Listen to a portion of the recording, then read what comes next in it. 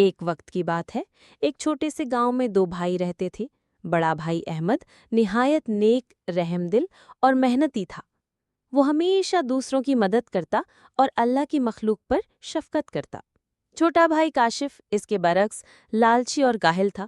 اسے دوسروں کا دکھ سمجھنے کی عادت نہ تھی۔ ایک دن دونوں بھائی جنگل میں لکڑیاں کاٹنے گئے۔ سورج کی روشنی درختوں کے پتوں سے چھن کر زمین پر پڑ رہی تھی اور پرندوں کی چہچاہٹ ماحول کو خوشگوار بنا رہی تھی۔ لکڑیاں کاٹتے ہوئے اچانک احمد کو ایک ننھی کوئل ملی جو زمین پر گری ہوئی تھی۔ اس کے پر زخمی تھے اور وہ اڑنے کی کوشش کر رہی تھی مگر کامیاب نہیں ہو رہی تھی۔ احمد نے فوراً اپنی کلہاڑی ایک طرف رکھی اور نرمی سے کوئل کو اٹھا لیا۔ اس نے قریبی ندی سے پانی لایا، پرندے کے زخم کو صاف کیا اور کچھ پتے توڑ کر مرہم پٹی کر دی۔ کاشف یہ سب دیکھ کر ہنسنے لگا اور بولا، بھائی تم پاگل ہو گئے ہو، یہ چڑیا ہمارے کس کام آئے گی؟ لکڑیاں بیچنے سے ہمیں پیسہ ملے گا، لیکن یہ چھوٹی سی کوئل ہمیں کیا دے گی؟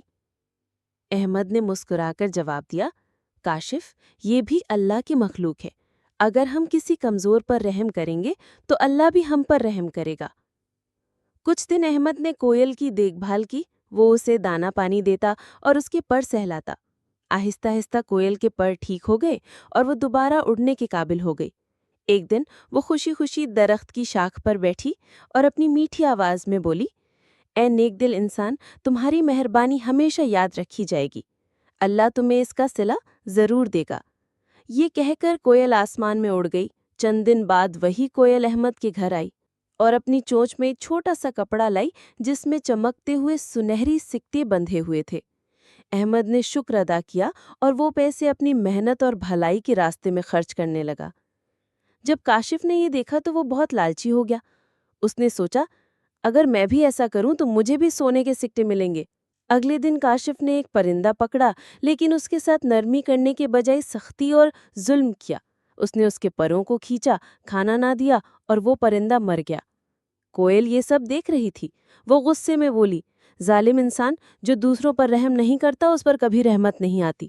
چند دن میں کاشف کے گھر میں پریشانیاں بڑھ گئیں۔ لکڑیاں بکی نہیں، بیماریاں آنے لگیں اور لوگ اس سے دور رہنے لگے۔ آخر کار اسے اپنی غلطی کا احساس ہوا۔ وہ روتا ہوا احمد کے پاس آیا اور کہا، بھائی میں نے لالچ اور ظلم کی راہ اختیار کی، مجھے معاف کر دو اور مجھے بھی نیکی کرنا سکھا دو۔ احمد نے اسے گلے لگایا اور کہا، کاشف اصل دولت سونا چاندی نہیں بلکہ نیکی اور اللہ کی خوشنودی ہے۔ آؤ ہم دونوں وعدہ کریں کہ ہمیشہ بھلائی اور رحم دلی کا راستہ اختیار کریں گے۔ اس دن کے بعد دونوں بھائی ایک ساتھ نیکی کرنے لگے اور گاؤں والے بھی ان کی مثال لیتے تھے۔